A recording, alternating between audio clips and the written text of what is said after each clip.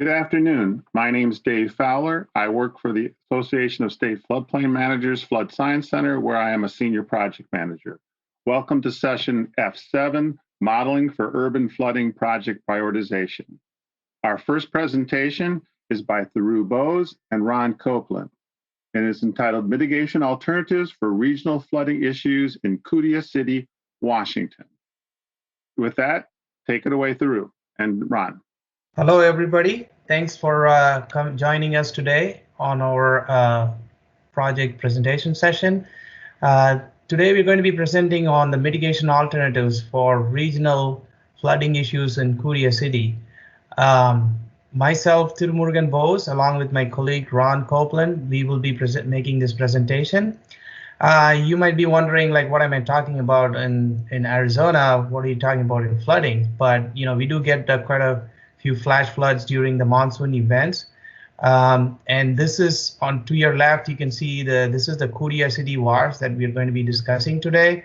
This picture was taken in August 2014. You can see the flooding along the tributaries coming into the flooding the road and the flows in there. And to your right side, you can see the street flooding that was caused during a 2017 monsoon event. So we do get some flooding. We will go into the details on this project in a bit. Next slide, please. So today we're going to be covering making a brief introduction about the project area and some of the characteristics of the watershed. Quick summary of the data collection, the methodology that we used for this project, some of the input parameters. Our main focus is going to be like some of the issues encountered, the model calibration and the model results. And then we will go into some details on how the flood hazards were identified and how they were ranked for the city and the flood control to be able to make a prioritization on some of the mitigation alternatives that were part of the study. And in the end, we will be talking about some of the post-study efforts that are currently going on and what came out of this project. Next slide, please. This is the general watershed area. This is just west of Scottsdale up in Phoenix. So you can see the Phoenix Mountains to the north there, and then you have the Camelback Mountains here. So this is the general watershed area. There's several tributaries, those blue lines you can see there, and that one that is pointing out is the Cudia City Wash, which is the major wash up there. And you can see there's several watershed tributaries coming into that drains into the ACDC channel on the bottom of your screen. So this project was contracted with Flood Control District, other stakeholders involved, the City of Phoenix and Paradise Valley, and there's some areas of Maricopa County unincorporated areas as well. Next slide, please. So this project is a restudy of the ACDC area drainage master plan done back in 1994. So you can see the watershed area is pretty much the same. The main challenge on this project was that most of the development happened before the current drainage ordinance and regulations were put forward. So one of the biggest challenge was to have these come up with mitigation alternatives that doesn't include a lot of right-of-way and try to reduce the footprint of the drainage alternatives that we came up with. So that was the biggest challenge. And as the city was growing, this area developed even more, and this was causing further flooding issues. There was a heavy flooding event during the 2014 event that had a lot of issues. A lot of neighborhoods were having flooding complaints that was received by the flood control. So flood control decided to make a regional study for this area to come up with some better solutions. And of course, we were using Flow2D for this exercise, and also updating the rainfall with NOAA 14. So, and the land use characteristics has also changed since the 1994. So we wanted to account for all that and come up with a more good solution based on the recent developments. Next slide, please.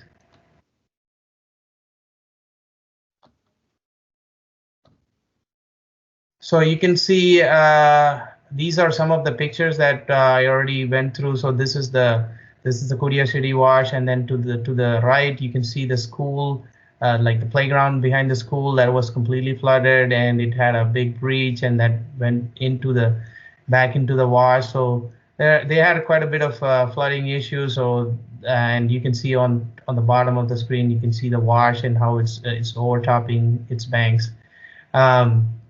So we're going to be talking much more in details about some of this. My colleague Ron Copeland will be going into the modeling issues and how it was modeled.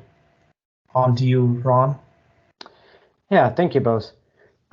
So I'll be talking about everything up to the flood hazard identification. So first of all, I'd like to go over the innovative approaches that we used in the data collection effort. We used a georeferenced field data collection with the ArcMap geo package. So we were able to get these structures that we assumed or assessed or surveyed or that came from as-builts, and integrate them into this preliminary Flow2D model. This preliminary model had over 8 miles of swim elements, which is kind of a heavy lift. So we decided, the project team decided that we would use the software IMP pins to create these swim elements based on the shapefile data. It can also run swim, and then it can create shapefile results from the RPT and DEM files. Another part of the data collection effort was the FEMA special flood hazard areas. So you can see here in yellow, we've got zone A, in blue, zone AE, in green, zone AO, and then we've got the floodway here in this candy cane sort of symbology.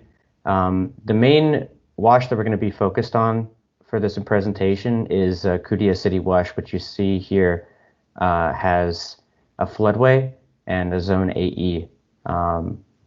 So there were a couple of gauges that we used to get our models calibrated, and they're located here at these 2 red dots. So this one here will be the most relevant one to Cudia City. It's the ACDC at 36th Street gauge. There were some known drainage issues that have been collected throughout the years in this area. The 2 that we're concerned about are here, I-3 and I-28. You can see I-3 here is the overtopping of the existing drop structure right here up north side of Stanford Drive. And it overtops because of the accumulation of debris and the lack of proper flow routing. I-28 here, there's bollards, some steel bollards on the side of west side of 40th Street that block debris, causing backwater effects and flooding all up and down 40th Street. Some maintenance issues that were of concern to the municipalities affected by this flooding were chiefly erosion and scour, which you can see some major erosion and scour going on here. With this little stick, you see how tall that is, and some sedimentation issues that occurred. So our area here, you can see a little inset of the drop structure here. This is kind of looking east on Stanford Drive, and you can see that the flow is overtopping. So here's a video illustrating exactly what's going on here in real time. This is from the August 3rd, 2017 storm.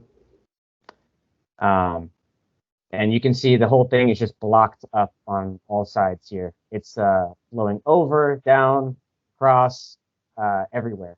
And so this road was designed with a dip in the middle here for this reason. But this is something that we're attempting to identify and eventually picks. So yeah, you can see got police cars blocking the road because you try to drive through this, you might not come out. Here's another video downstream of the same street. So we were just upstream, now we're downstream, and you can see that flow just kind of piling right into this area, Phoenix Station, Cudia City, Washington. So we used Flow2D integrated with swim elements to model the watershed. The covered portion of the ACDC was modeled with swim, some significant storm drains, as well as a pump on the Highway 51. So here's just a quick look at the input files that go into Flow2D and the swim options. We had a 14 square mile study area. We used some green and amped parameters. You can see all the different things we used here for the model. And these are the storm events that we modeled. Turned out that this 100-year 6 hour is the controlling storm. Here's a quick look at some soil data that we had. You can see a lot of rock outcrop on the north side of the watershed and different kinds of loams throughout the watershed. This surface feature characterization file combines land use, structures, and any other obstructions. So you can see here that there's some wash, some green area, some structures in purple here, and then the gray is the asphalt. So it's a really good look for the infiltration aspect of the modeling. There were some 1D channels that had to be modeled due to some instability issues in the model. So here you can see that we had a fair section of this Cudia City wash that was modeled as a 1D channel. You can see here just kind of how it looks in a visualization of the model, some depths there. There were over 1 million length feet of walls that were integrated in the model. And you can see there are some wall openings that we used hydraulic structures with weir and orifice equations to model this so that we don't have too much excessive ponding on these walls in the model. As for calibration, there were 2 storms that we used to calibrate the models. You can see here there's one graph for each of them. There were the 2014 storm and the 2016 storm. The one most similar to the controlling storm we used was this one here, 2014. And you see they match up pretty well. So this is got it in the form of NexRad data from the district. So one of the big challenges here with the swim components was trying to model this ACDC covered section and the outfall into it. You can see here before some calibration efforts were undertaken, you've got severe oscillations going on, very irregular hydrograph here. So this was due to some initial reverse grade flow, some very shallow longitudinal slopes, and a tide gate was placed at the outfall of the covered portion so that we could normalize the hydrograph here. So it's a little sensitivity analysis that we ran. That there was about million length feet of walls again in the model. Those that had ponding 3 feet and greater were considered to fail. And so there were, a fair number of those, probably about 7,000 or 8,000.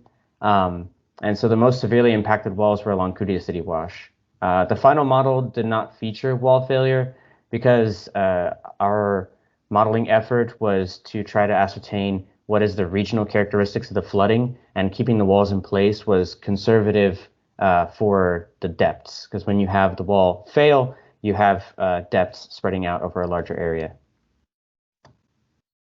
This is just a quick animation showing the results in Flow2D. It's kind of cool. You can see there's some flood zones here that'll appear on the map. Little time lapse, 18 hours for the 100-year 6 hour storm. So you can see it's pretty quick flood wave. Here's a little legend here in blue. You've got the depths up to 5 feet, and yellow 5 to 7.5, and orange greater and greater. So here's just a quick look at some of the areas here. This is a zone AE, FEMA zone AE. So you can see there's a lot of ponding here. This is kind of what we would expect from this wash. We've got some floodway here, 2 major washes coming through with about 1,000 CFS each, kind of coming through from the north to the west and from the east to the south into the ACDC. Here we have another wash that's kind of cutting across the road and causing a lot of flooding on these parcels here until it goes into the ACDC. And now we come to Cudia City Wash. So it was split into 4 subzones, F4, A, B, and C. You can see here the drop structure, the Cudia City Basin down here. So quite a lot of flows coming through here, a lot of depth in the channel and ponding near the structures. Yeah, this one is especially concerning just because of the little bend here. There's all these houses on the north side pretty much shown to be inundated in the modeling results. Here's an upstream view of Cudia City Wash, sort of where the floodway starts here. There's a lot of flows coming. It's a regional drainage area, so a lot of flows coming from the north and east there. This is the last one we'll show here. This is Stone Canyon. There's a post-study effort that features this. You see very, very quick flood wave, mountainous, a lot of sediment coming down through these houses. So moving on to the flood hazard identification, we had 3 major criteria that led us to identify these flood hazard areas.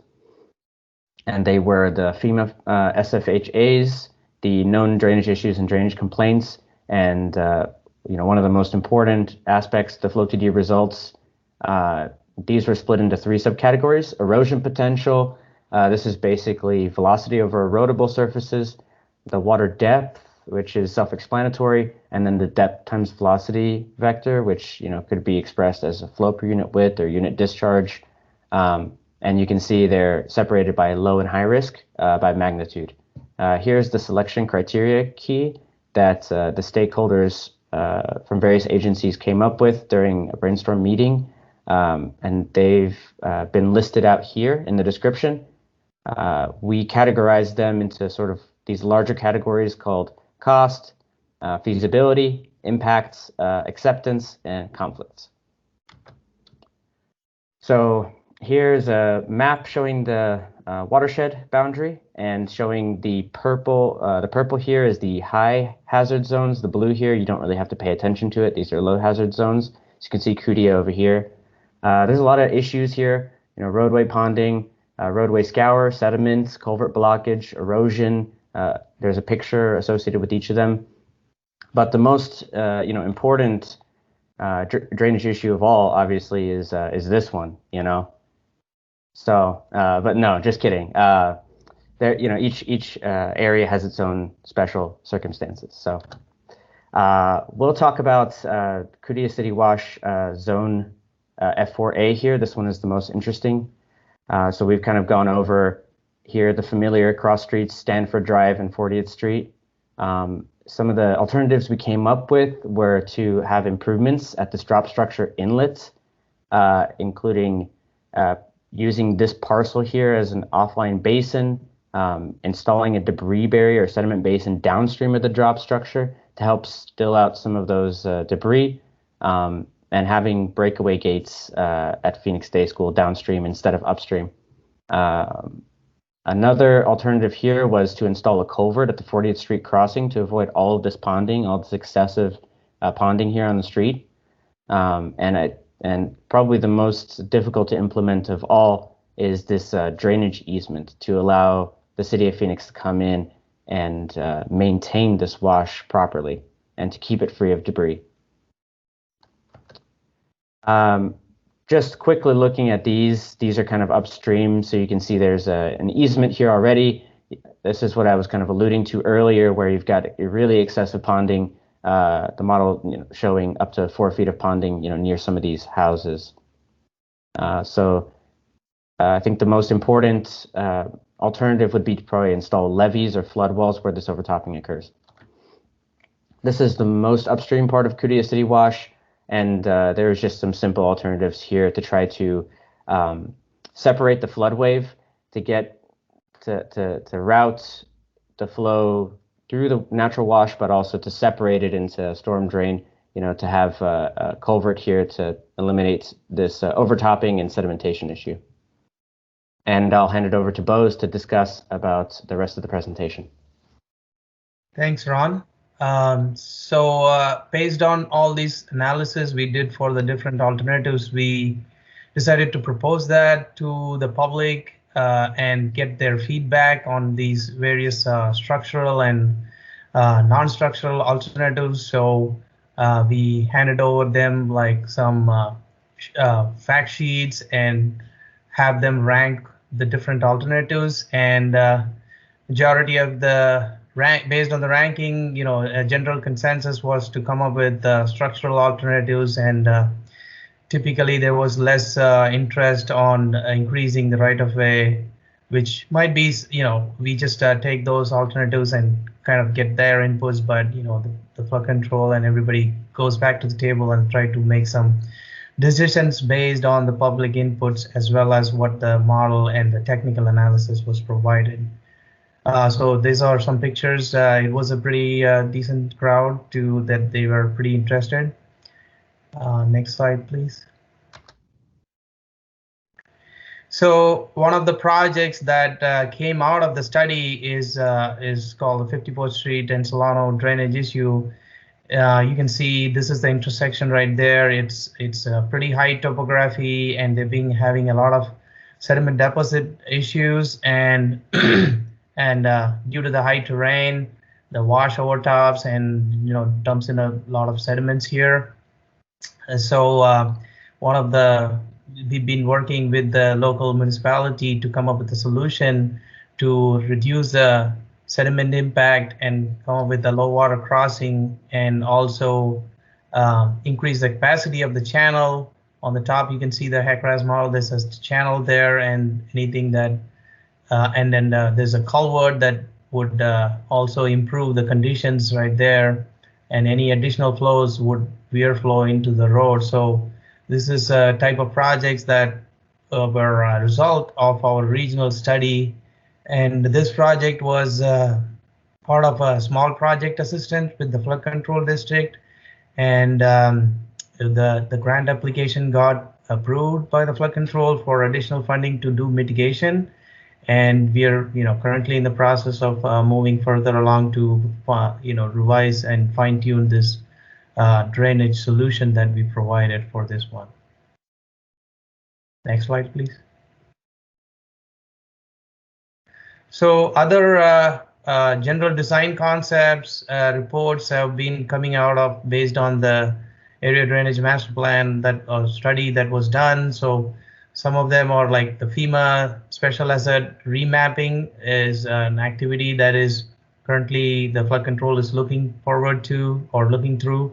And also they're coming up with future alternatives to refine some of the alternatives that were discussed, and taking into the public outreach and all their inputs as well. And right now, some of the projects are going through like a 15% level, conceptual level planning and cost estimate to come up with the best solution. And some of the DCR is scheduled to complete by end of this year. And flood control is also looking at other projects in different some of the other washes as well. With that, we conclude our presentation. Hope you enjoyed our presentation. Feel free to put in any questions that you might have had, and we will try to answer that. Me and my colleague will try to answer that as better as possible. Have a good day. Yep, thank you. Have a good day. Thanks a lot, Ron and Thiru. What a fabulous presentation on the areas of the Southwest. We do have a couple of questions, and I'll start with the first one. What is the size of the drainage area 2D zone? How much time did it take to run the model? I'll take that one. So the size of the 2D zone, as was talked about in the presentation, was 14 square miles. And it took about 18 to 24 hours to run the model. So you just put it on and let it run overnight. Yeah, I guess because of the storm drain components attached to the overland flow, sometimes it runs longer, and there are some, tips and tricks to make it run faster. You debug the model and then run it again. So that's just, in general, like that's how the Flow2D works in general. All right, and the next question is, what kind of topographic data and resolution did you use, and what was the result of your sensitivity analysis? We used LiDAR data that was provided to us, and the resolution on it, I think it was a 15 by 15 grid is what it was. That's the grid size, Ron, but the topo itself was much more detailed. We just have to go back and it's been a while since we did that, but it's pretty detailed topo. But the Flow2D model, then it computes an average grid size for a 15 foot by 15 foot based on your grid size, basically. Right. So on the resolution of the DEM, we have to get back to you on that, I think. I guess the sensitivity was mainly checked for the wall failure conditions. That's one sensitivity, and then we had a calibrated model for a certain storm, so it was with regards to the sensitivity, is easier to calibrate the model to that particular storm and see adjust our initial abstraction values, like our not initial abstraction, our Manning's N and certain hydrology and hydraulic parameters to match that storm, and whatever we saw in the field estimates were tried to be tied into that, basically. So I thought that was our kind of sensitivity. Great. I saw you had in your presentation, you had some meetings. How did you find these maps that you produced? Were they useful with the public, or were they more for the technical staff at the city? Or just how were the maps used to talk about projects and talk about mitigation for the flooding that you found?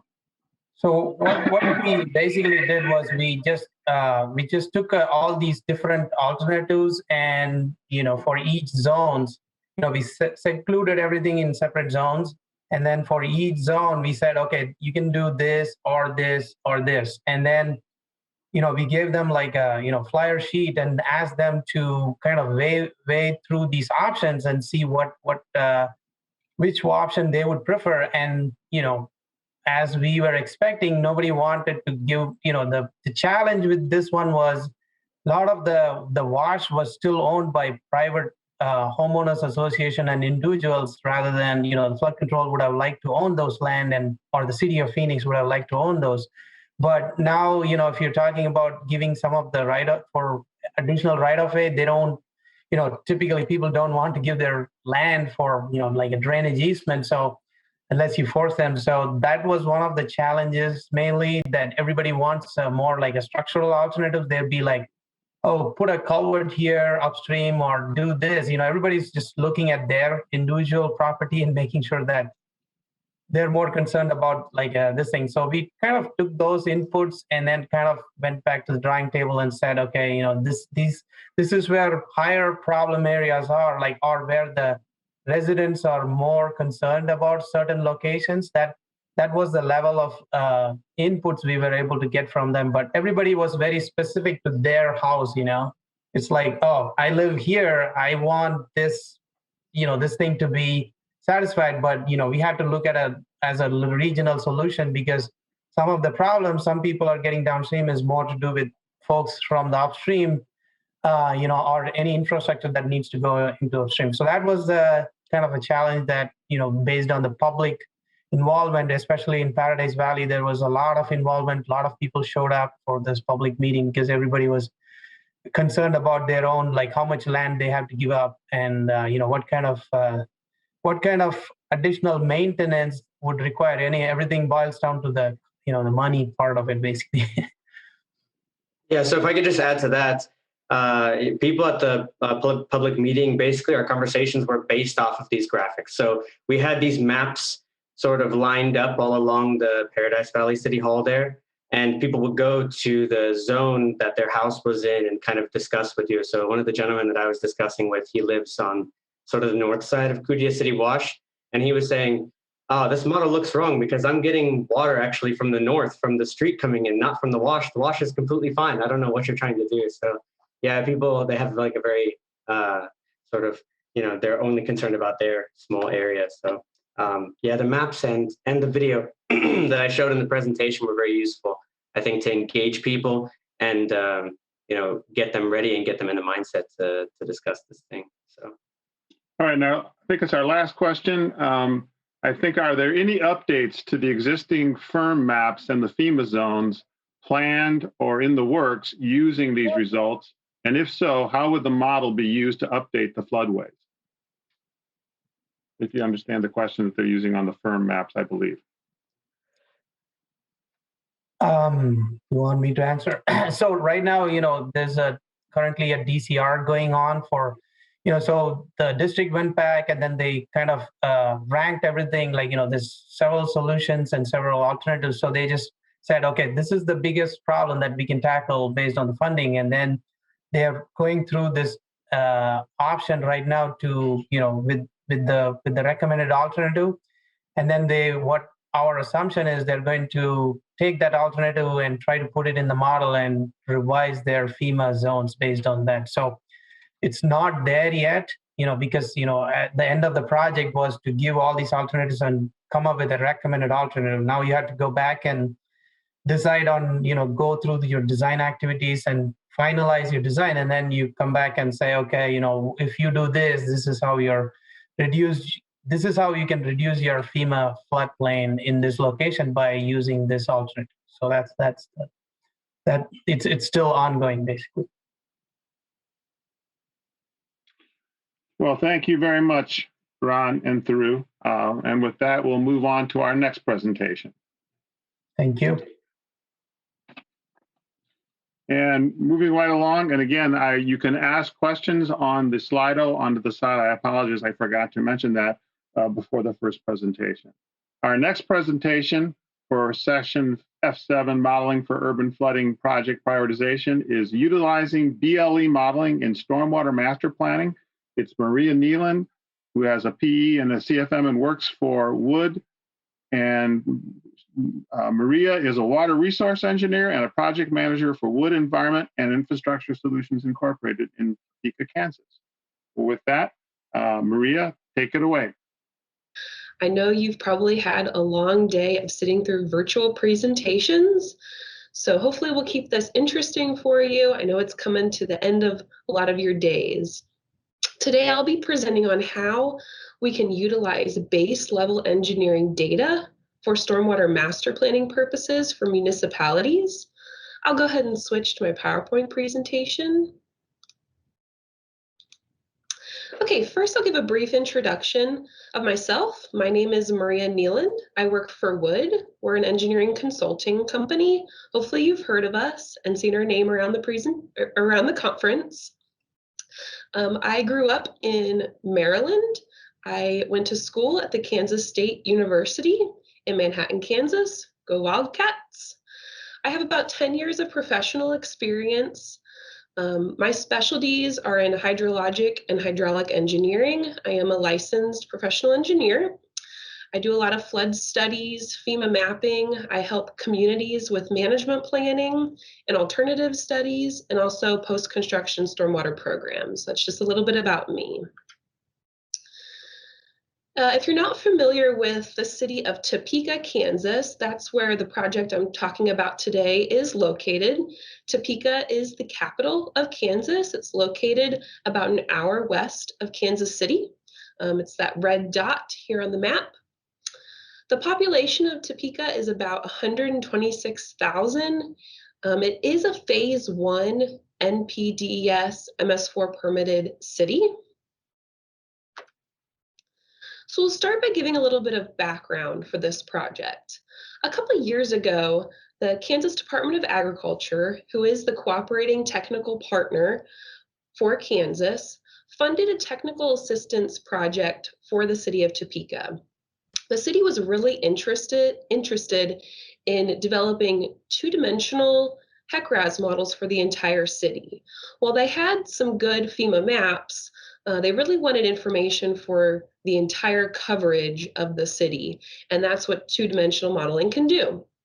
So Wood completed base level engineering for the entire city.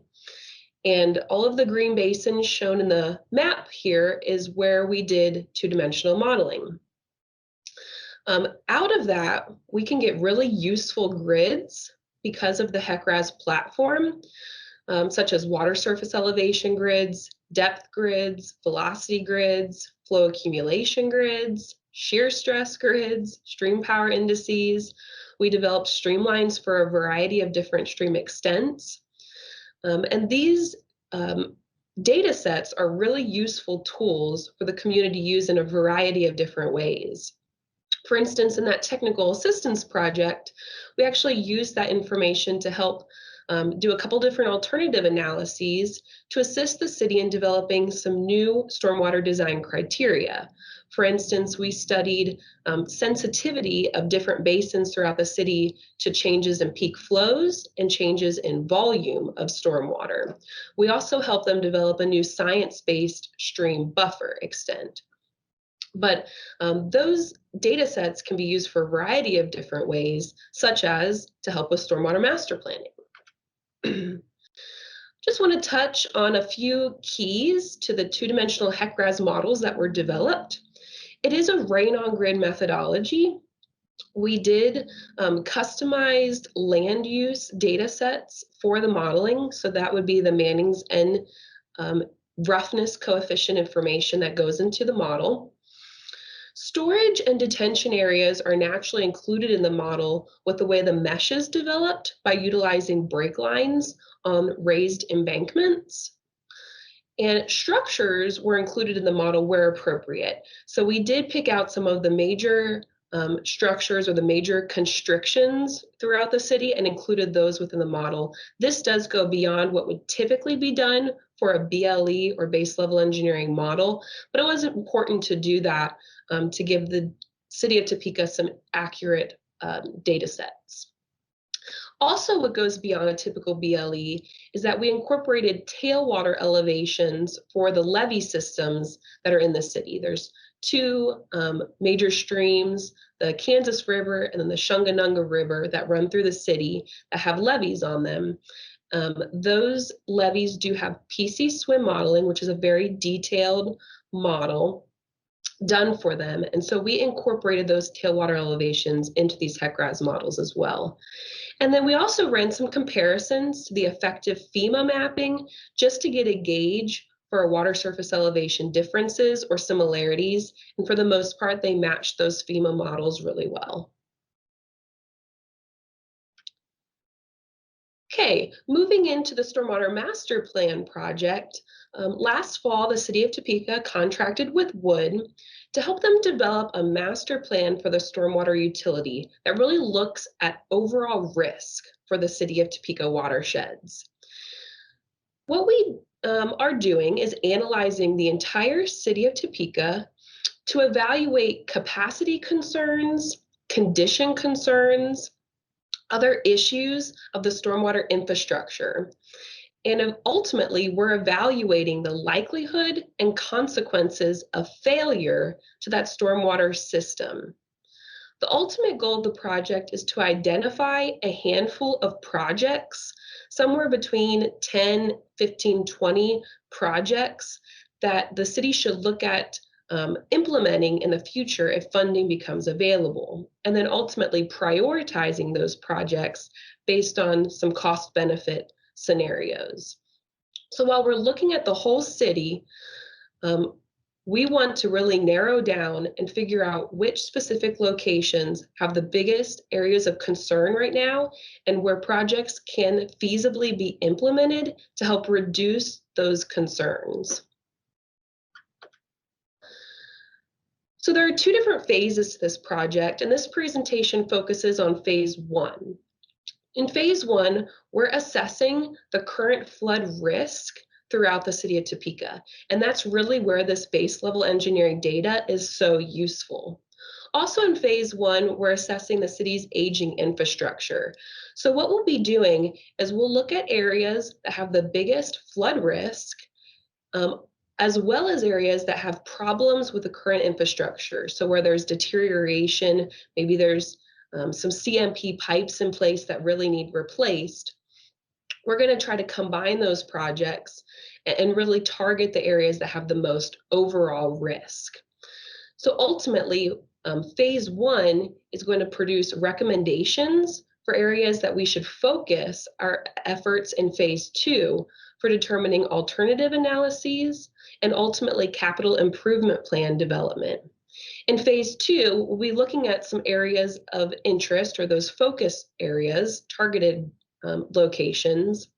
We'll be doing some detailed modeling, some alternative studies, and then some cost benefit analyses to determine which projects the city should implement. Say they had, some funding available, which location should be funded first, what sequence of projects makes the most sense for the city to implement.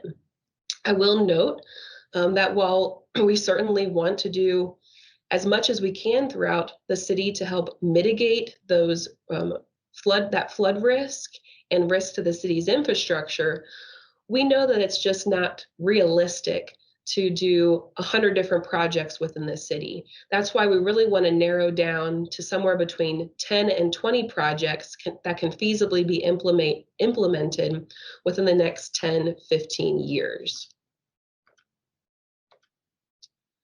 So I mentioned that we'll be doing detailed modeling for those targeted areas in phase two of the project. But a couple of years ago, the city actually funded a detailed modeling effort for a basin within the city of Topeka, where there were a lot of flood risk concerns. That happens to be the Ward Martin Creek Basin, which I have shown here on this image. So a PC swim model was done for this particular basin. And this gave us a really great opportunity to compare the flood risk data, or that floodplain information, for the PC swim model to our HEC-RAS model. And then if we wanted to make some adjustments to the results from our HEC-RAS model to make it more accurate across the board, then we could do that. So that was a really great tool that we had to be able to evaluate our HEC-RAS model results. So we did a comparison of the flood depths between the HEC-RAS model results and the PC swim model results. I will mention that one of the biggest differences between HEC-RAS and PC swim is the implementation of the storm sewer system.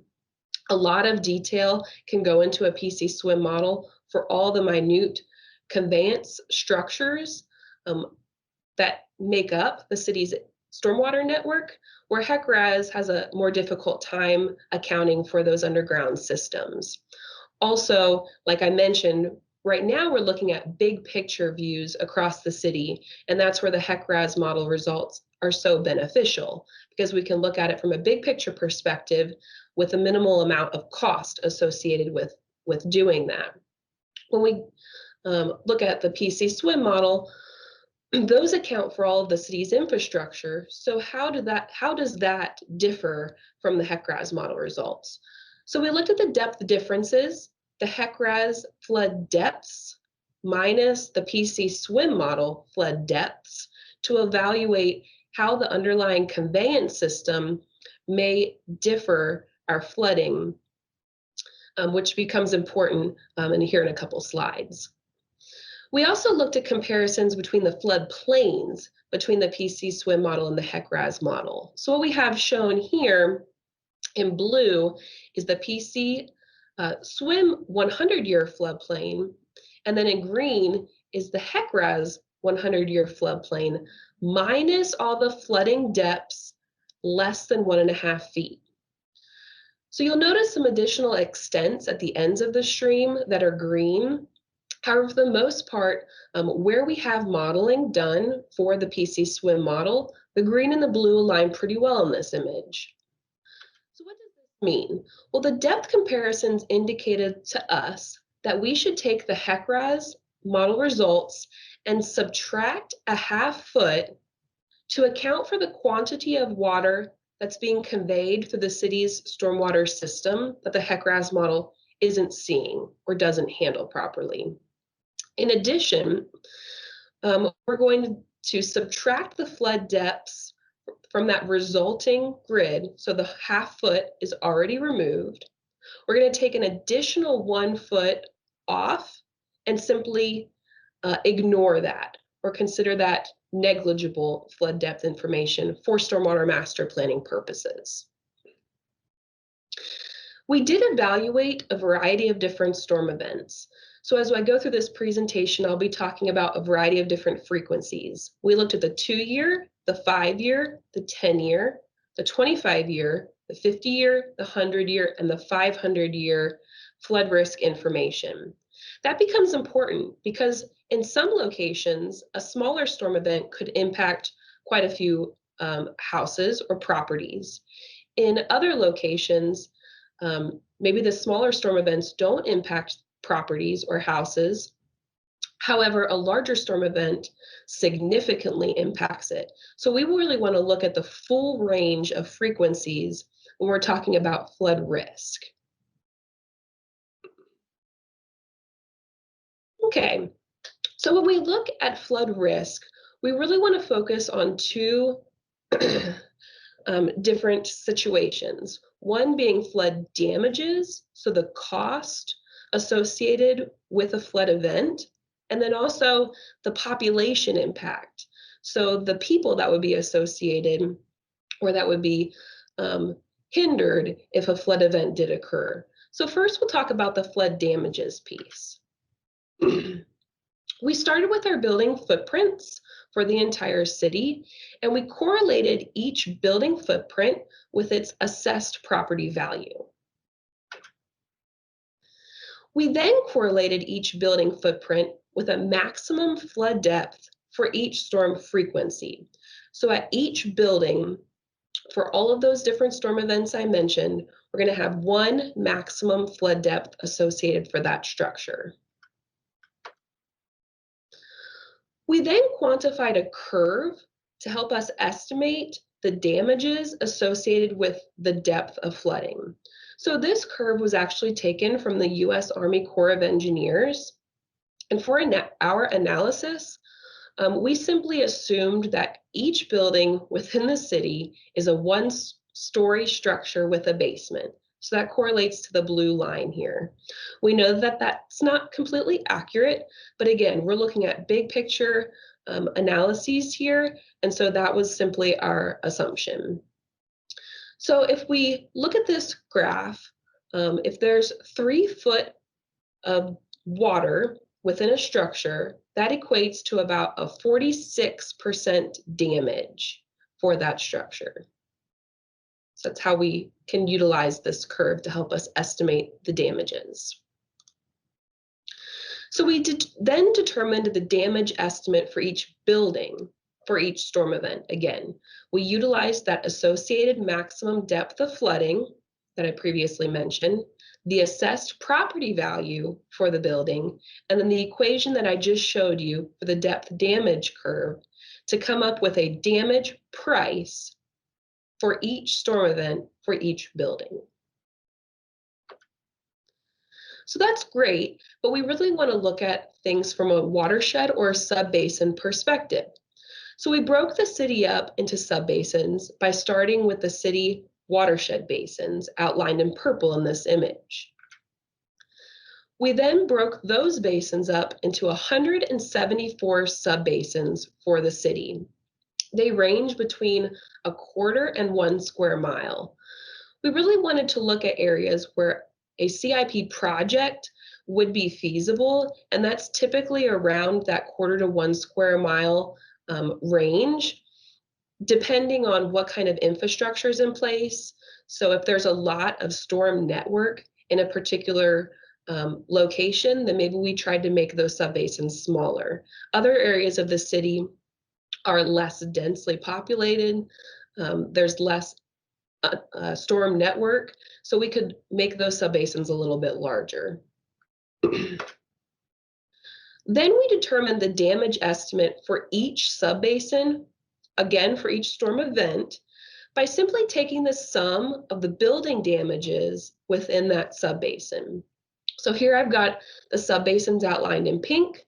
For all of the buildings within that subbasin, we simply totaled up the flood damages. We then wanted to determine an annualized damage cost from flooding for each subbasin. So we wanted to have one damage number that we could correlate one subbasin to another subbasin. That way, if say a basin is more affected by smaller storm events, it's kind of weighted equally to a basin that's very highly affected by larger storm events. So it takes all of those different frequencies into account when determining our expected annual damage, utilizing this spreadsheet here. So we can have one annualized damage cost associated for each subbasin, and then we can rank the subbasins from there. I do want to mention that we do have some structures within the city where we had to go to and look at specifically and make a couple adjustments to, because we realized that a couple buildings had a very high price tag and was skewing our results in a way that wasn't appropriate. For instance, we have 2 hospitals within the city. We also have a university. We have several apartment complexes that were skewing our results off, as well as some industrial buildings.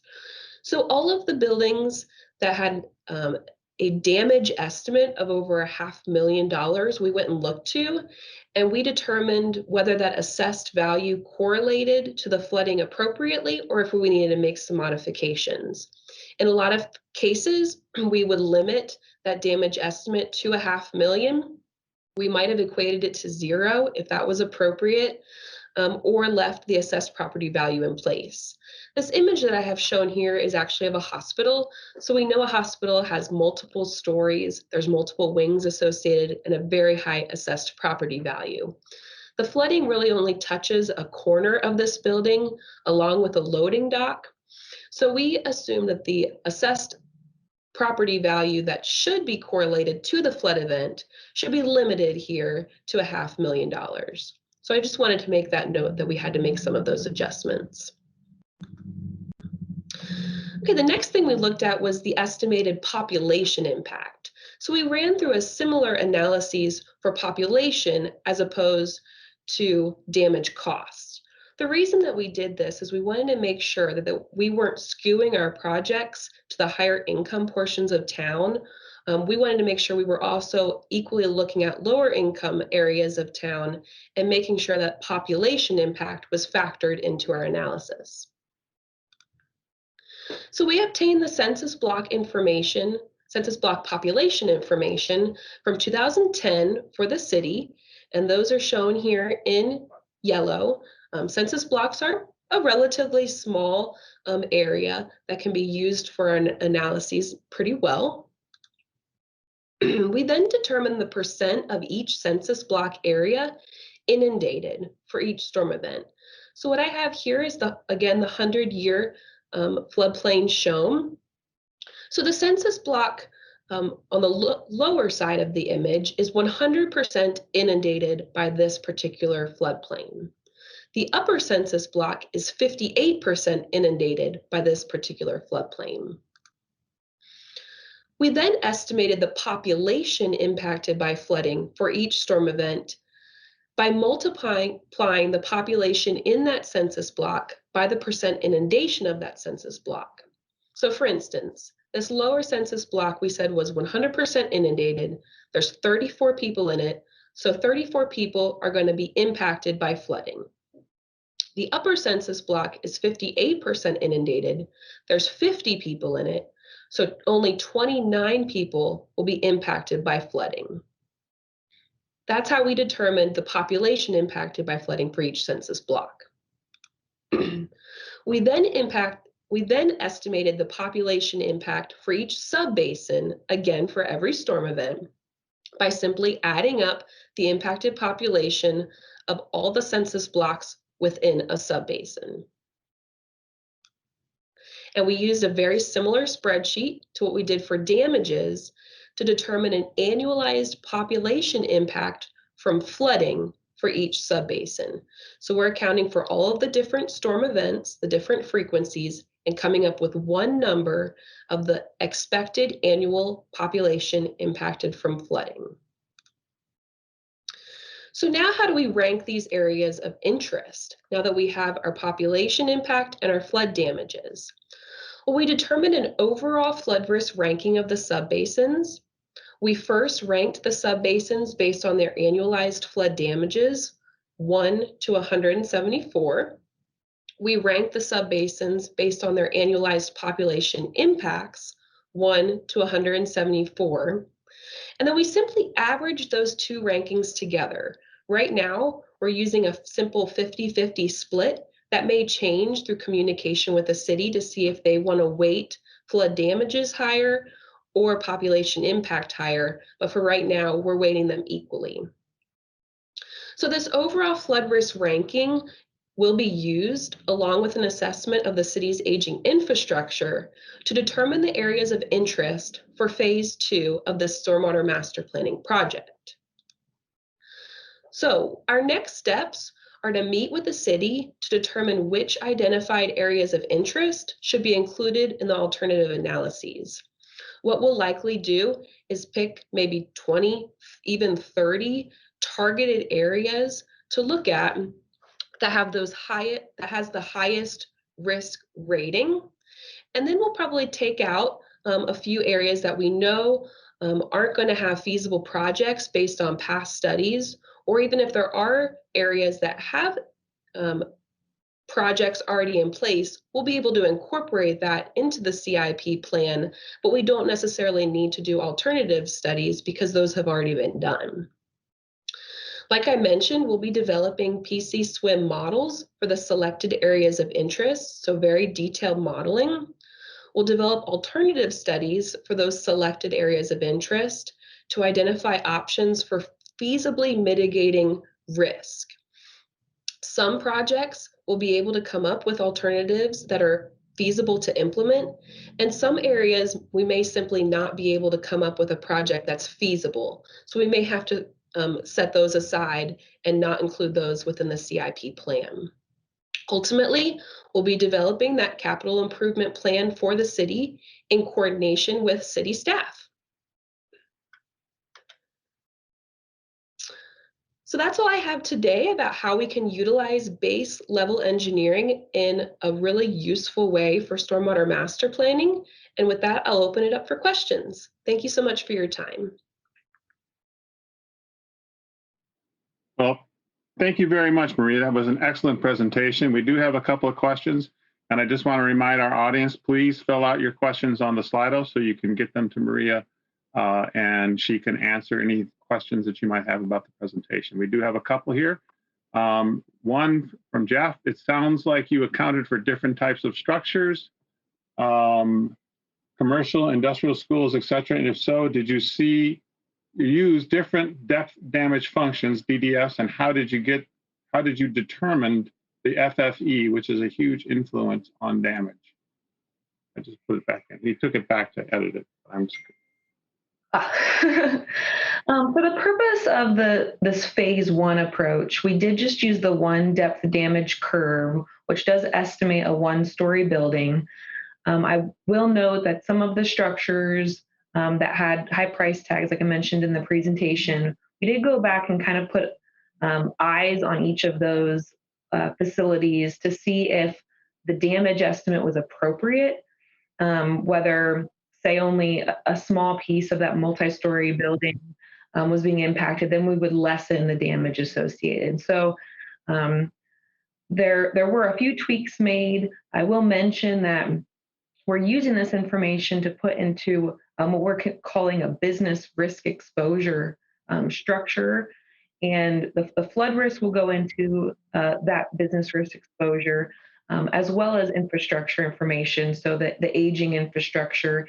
But other pieces of that include critical infrastructure, so emergency facilities, or hospitals, even schools will be factored in by weighting those a little bit more heavily. So there's a couple more pieces that we'll be looking at closer, but the big picture for this phase one approach was kind of just using some basic estimates based on the budgets that we had for phase one. And then as we get further into the project, we'll be looking at things at a much smaller scale level and going into much more detail at that time. Okay, any consideration on equity? Since we heard a lot about that from today's presentations at the plenary, I mean, how would this data be used maybe to help with equity and help deal with some of the problems we're having in some of the low income and communities of color? Sure. So that is one of the big reasons that we looked at the population impacted from risk as part of this assessment. And we didn't just want to focus on cost. We wanted to look at population to specifically point out those lower income areas that are still being impacted by flood risk quite a bit. It was really important for the city to look at a wide range of factors, especially to appease all of the city council members. We want to make sure that we are representing kind of each region of the city equally, and different regions of the city have different needs. So really this CIP plan will ultimately take into account a variety of factors that does really try to reach equity in its whole holistic form. I had a question kind of similar to that, was how did the community use the information? I'm going to skip that for now and get to these other two. Where did the info for the depth gauge damage curve come from? The depth damage curve did come from the U.S. Army Corps of Engineers. We've used it in a couple of different projects. It is a good estimate for now, especially in our region or in the Midwest. Excellent. Thank you very much. And then you got a nice compliment, very interesting presentation. How are you thinking about analyzing the role of the aging infrastructure? And I'm assuming he's talking about the storm sewer system. Sure. So we are doing some analyses on aging infrastructure. That's kind of the sister project in this phase one portion of the whole project. So we're looking at the age, we're looking at the type of pipe, we're looking at historic information on breaks. So the city has a good database set up for some historical information and good GIS analyses for us to utilize. Really, our goal with these CIP projects is to hit both areas in town that have infrastructure issues, such as CMPs that have been in place in a long time that have had a lot of recent failures, and also flood risk problems. And hopefully the CIP projects that are ultimately developed will tackle a wide range of issues. So hopefully they tackle the aging infrastructure piece and the flood risk piece, where we can install new pipes that will last for a much longer amount of time, and then also increase the size of those pipes to help with flood risk, and at the same time put in some mitigation along those corridors that will help with areas of flooding beyond just the infrastructure piece. So that is the reason that we want to look at all those different pieces. That way the projects, we can use funding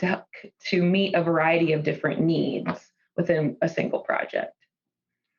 Well, thank you, Maria. I don't have any other questions. And as my nickname at ASFPM is the sewer guy, I appreciate you're working on these sewers, because it's great to bring sewers back into flooding. So thank you very much, Maria. It was a great presentation.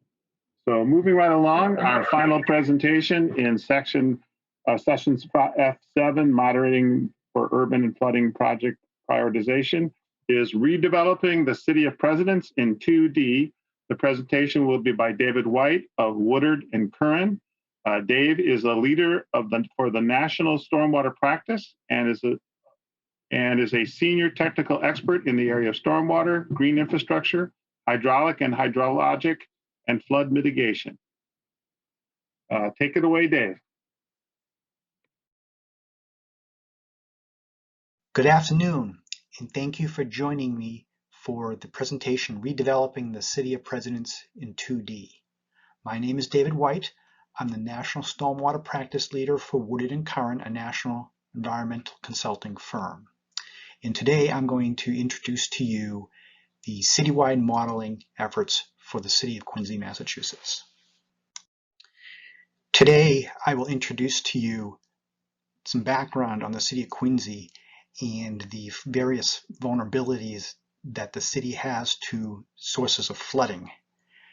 I will show you a citywide model that was developed for the purpose of developing infrastructure improvements on the existing drainage facilities, as well as planning for future climate change and redevelopment of various areas of the city.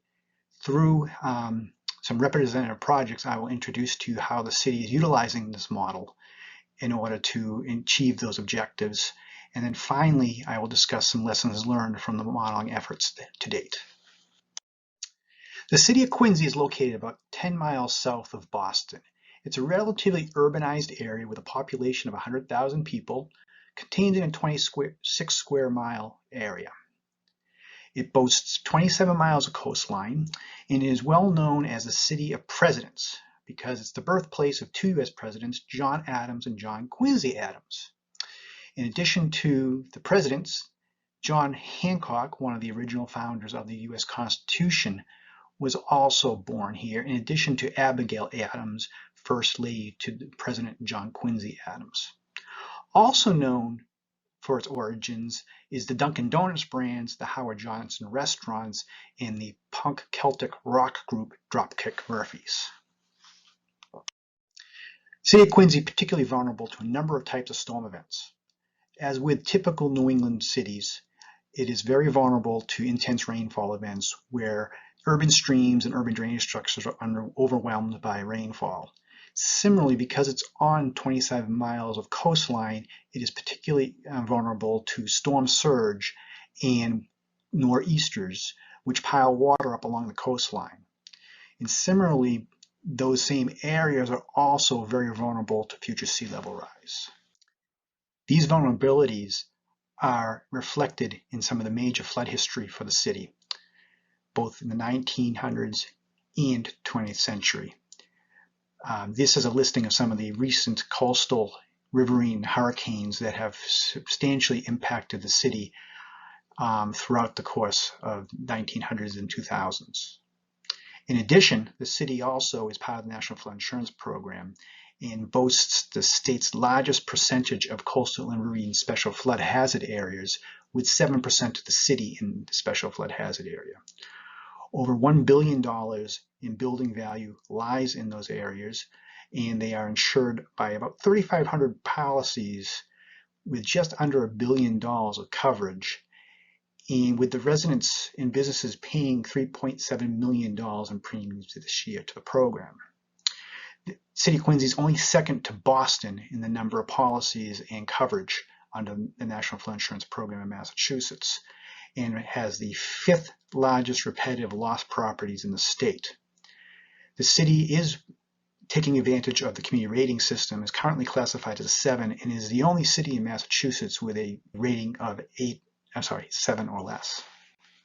Quincy undertook the citywide inundation modeling for a number of reasons, but particularly because our current tools were static in nature.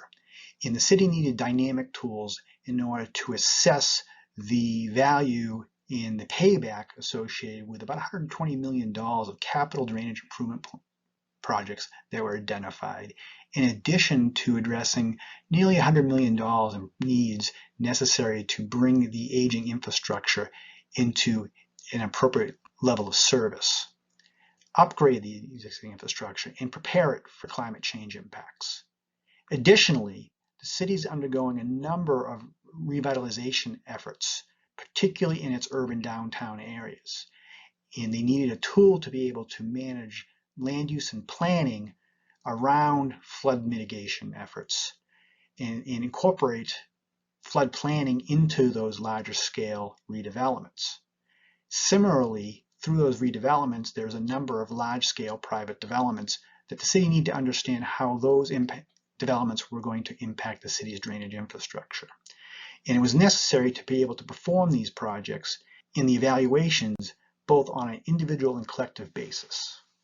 In order to understand the complexities involved with the citywide modeling, I wanted to give you a little bit of information regarding the drainage basins themselves.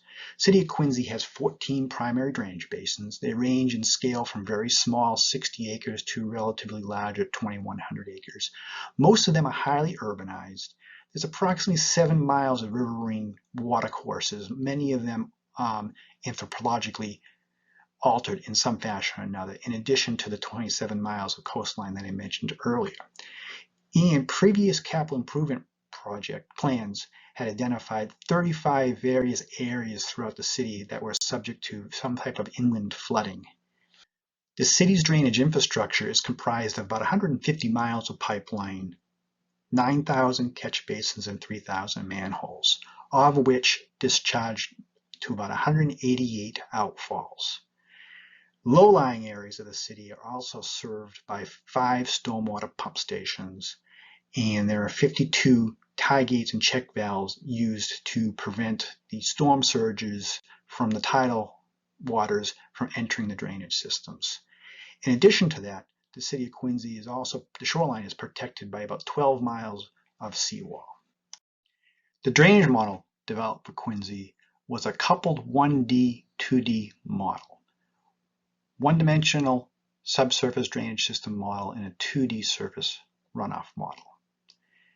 Because the regional sewer district was using InfoWorks integrated catchment model, the city of Quincy also decided to use that model for both its sanitary sewer as well as the flood inundation modeling. The model utilizes the natural topography routing, utilizing digital terrain models from recent LiDAR data with land use and friction coefficients, and continues to analyze the runoff based on continuous infiltration. It allows us to model the built environment, the drainage system, pipes, channels, and ponds, as well as both the upstream and boundary conditions associated with the various models in riverine systems, in addition to the buildings and roadways and other impervious surfaces within the watershed. It's a fully dynamic solution, providing water depths, velocities, and flows, etc. And it was allowed us to incorporate climate change, both from larger or more intensive precipitation events, as well as changes in the boundary condition in Quincy Bay resulting from sea level rise. The city has made significant progress with the modeling efforts to date. The work was started in 2019. Utilizing 3 separate vendors, the city has been able to complete 6 of the 14 watersheds, representing about 1,500 acres of the city and approximately 60% of the area. There are currently 600 additional acres being modeled presently, and the city has also completed mitigation studies in 5 locations based upon the priorities that were identified in the city's capital improvement plan. Now I'd like to show you some examples of how the city is utilizing the modeling to inform its decisions on various types of projects. This particular project is the Downtown Redevelopment Project. It is a $1 billion public-private partnership that the city is undertaking to reimagine 78 acres of downtown Quincy. Through this project, the city is relocating major roadways and infrastructure throughout its downtown. As part of that, it was necessary to create a new main drainage arterial known as the Town Brook relocation to facilitate the redevelopment of these areas.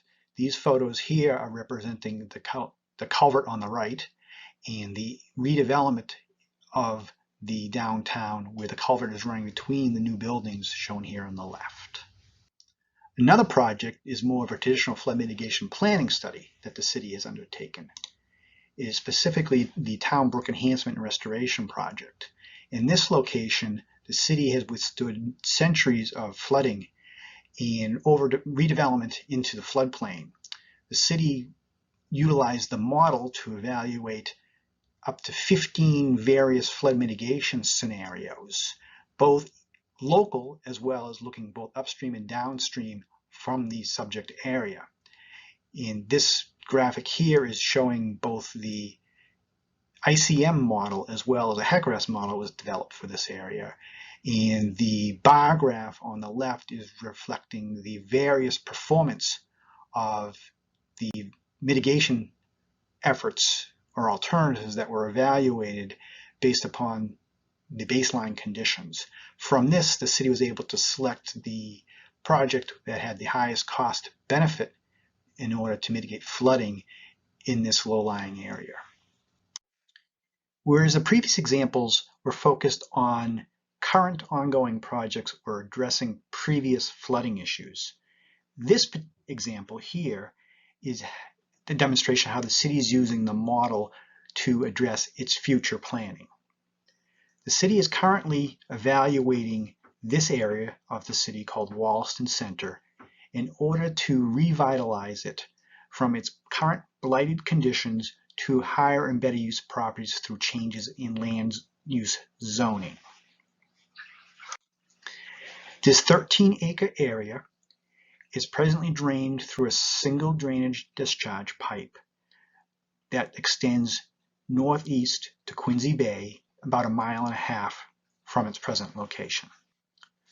The model was used in order to evaluate the capacity of that existing drainage line, both under current conditions and mean in storm surge conditions.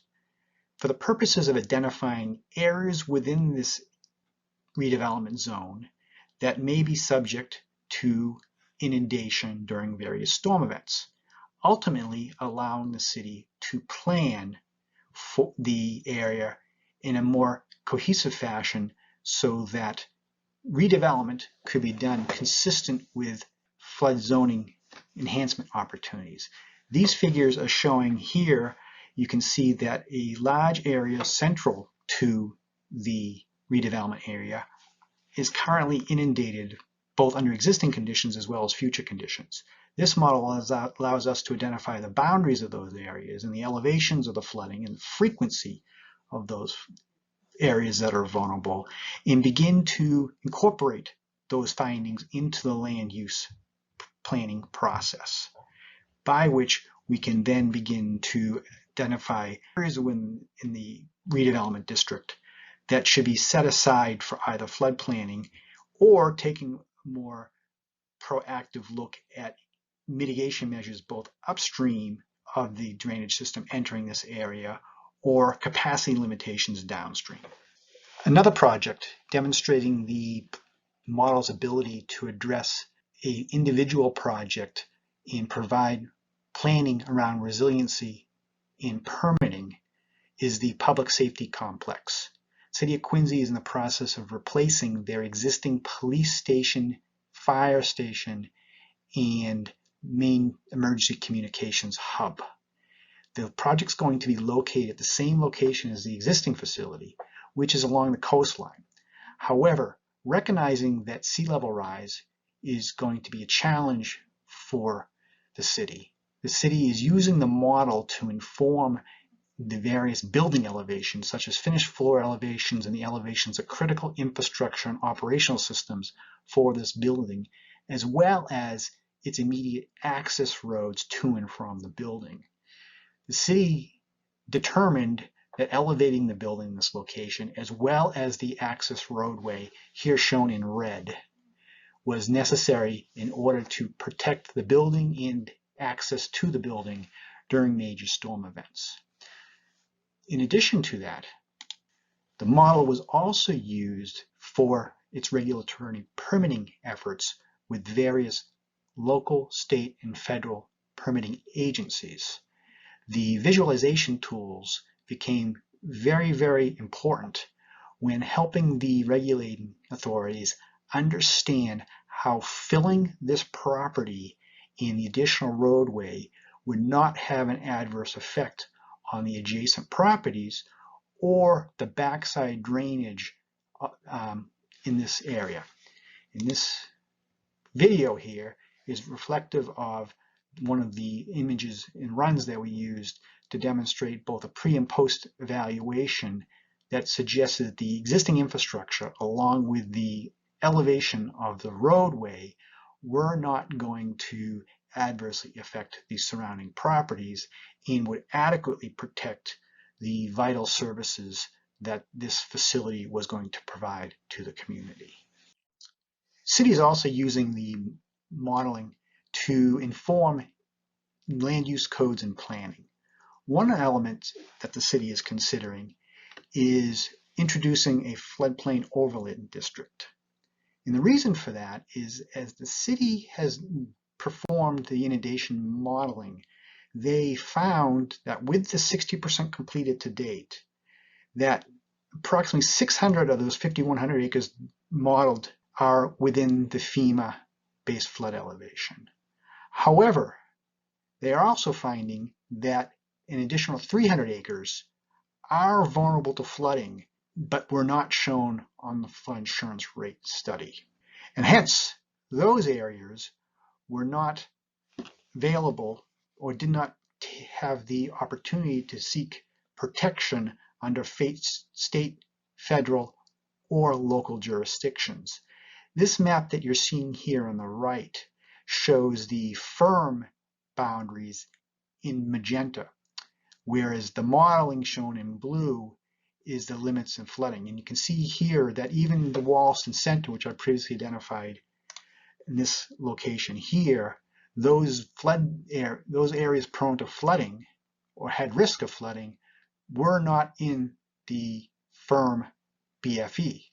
And as a result, without this study, land use regulations in this area wouldn't necessarily result in building infrastructure or buildings themselves considering flooding or the vulnerability of flooding. As a result, the city is looking to use this floodplain overlay district to provide further protections of the floodplains that are not necessarily identified in the firm maps. The last example I'm going to provide to you is how the city is using the model to improve its community resiliency, and specifically the Adams Shore Seawall project. The City of Quincy is currently replacing 1.5 miles of the seawall along a particular vulnerable portion of the coastline. The model was used to evaluate and set the elevation for the new seawall, both for current day storm surge conditions as well as projected storm surge conditions under sea level rise scenarios with increased precipitation. This photo here on the left is an example of the new seawall being installed. You can see here in the foreground the top of the existing seawall here in the new seawall at an elevation of approximately 2 feet above the existing seawall. The seawall is being built in a modular fashion so that an additional 2 feet of height can be added to this in the future. As we know, as we build seawalls and we build them higher, there is the potential for the precipitation events in the backside of the seawalls to be a barrier to discharge back to the ocean. And hence the model is also being used to evaluate the location of potential backside pump stations to drain behind the seawall. And that's the photo that you see here on the right-hand side. Is the seawall is located here along the shoreline, and there's a large drainage area that comes in through this area and needs to discharge through the seawall at this location. It will need to be pump assisted as the tide elevations rise in the future. I would like to conclude the presentation with a discussion of the next steps as well as the lessons learned from the current modeling effort. Urban flooding is going to continue to be the city's greatest threat to its vision and future economic viability. Hence, they intend to complete the remaining 8 drainage basins, compile the model for each basin into a single, fully functional, citywide model, and utilize the results of that effort to design both mitigation measures as well as for land use planning to enhance the community's resiliency towards flooding. As the city undertook this effort, it is very apparent that a complete and accurate GIS database is a key to an efficient and cost-effective modeling approach. In addition, we were able to utilize the software and the modeling as a way to perform quality assurance and quality control on the existing GIS database and be able to supplement its data sources. Visualization tools available in the ICM model, as well as the HEC-RAS two-dimensional model, were critical for a number of these projects with our stakeholder engagement. And we see that as one of the ultimate benefits for approaching this project in the manner in which we have. As with any modeling project, you can look at this from either a high-level, macro-level scale or a micro-level scale. In this instance, we realize that sometimes detail does matter, and there have been instances where we've had to take the plane from the 50,000 foot level and bring it down to a very detailed level in order to approximate the impacts that some of these projects had on the floodplain. And similarly, mesh size when you develop in these models is critically important. Although you'd like to keep the mesh as large as possible, you do lose definition in both the size and the count of the mesh does matter when you consider the complexities of the model and the run times. I'd like to thank you for your attendance today and thank particularly the City of Quincy's Department of Public Works for the opportunity to serve as their program manager for this important project. My contact information is at the bottom of the screen. If you have any questions, please feel free to reach out. Thank you. Thank you very much, David. That's a great presentation. We do have a couple of questions that came in. One from Judy. It says, is the city planning to revise the firm map, revise firm mapping based on your modeling results? Thanks, Judy. I do think that at some point their intention is to do that. Right now, the city's focusing the project primarily on the ability to drive some of the redevelopment activities. And as we look at the infrastructure, identify the needs for the improvements, we are going to go through a conditional letter map revision and ultimately letters of map revision to amend the floodplain where it is affected. So that will certainly be a process as we go through as we implement many of these infrastructure improvements. Dave, one of the things I noticed in your presentation, you talked a lot about water quality. Can you address how water quality became important in some of the work you were doing in the city? Yeah, the water quality for Quincy is a very important topic right now. As a coastal community, they are under a number of total maximum daily loads, particularly around bacterial impacts to their shoreline beaches. So we're overlaying some of these improvements that we're identifying with the city's illicit discharge detection elimination programs and sanitary improvements to not only address the stormwater, the constituents in stormwater itself, but also looking to make sure that we don't have any unintended crossover connections with the sanitary sewer system. Many of these projects are also evaluating the opportunity to implement some type of green infrastructure solution. Oftentimes when we're talking about these scale of flood mitigation efforts, they don't necessarily fully mitigate the flood concerns, but they certainly improve the water quality aspects of the stormwater. Well, thanks, Dave. Another question came up. Did you use small mesh size in some areas? Yes. I think our general mesh size was on the order of 75 by 75. However, in areas where we had impervious surfaces such as roadways, large parking lots, large roof areas, and in some of the key study areas where we needed a greater detail, we went to about a 15 by 15 mesh. Excellent. And then another question came in about how old were the firm maps that did not show all of the flood-prone areas? Also, was the flood related to the coastal flooding or stormwater drainage problems? Because I know a lot of the firm maps don't always show all of the stormwater ponding areas. Yeah, To answer to those questions, the riverine flooding effective firm maps went back to the early 80s.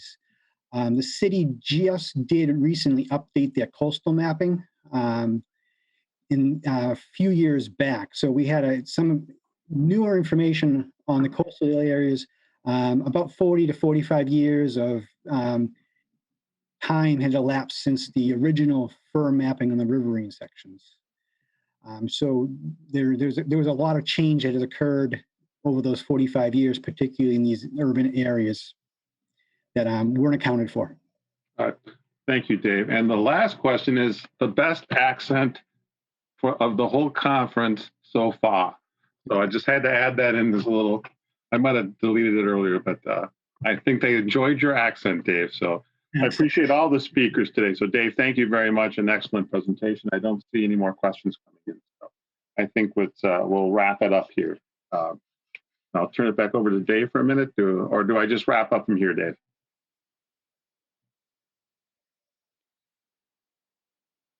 Well, thanks a lot for attending this session.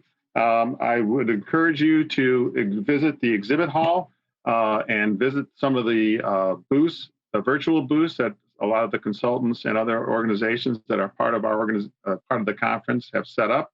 I think you'll find them very interesting. It's a little different than being in person. No drink tickets or anything like that, but I would suggest you visit them. Also, if you go to the ASFPM booth, the Flood Science Center booth, we are having a raffle. We are going to give a $200 discount for the Orlando conference, which we will then be in person. So if you want to be a part of that raffle, you have to attend the Flood Science Center booth in the exhibit hall. Also, Tetra Tech is sponsoring our social trivia tonight. It's going to be virtual. I did attend last year. It was quite fun, so I suggest you all do that if you have an opportunity to meet and chat with friends that you can't see in person, but at least you can see them virtually. So thank you very much and enjoy the rest of the conference.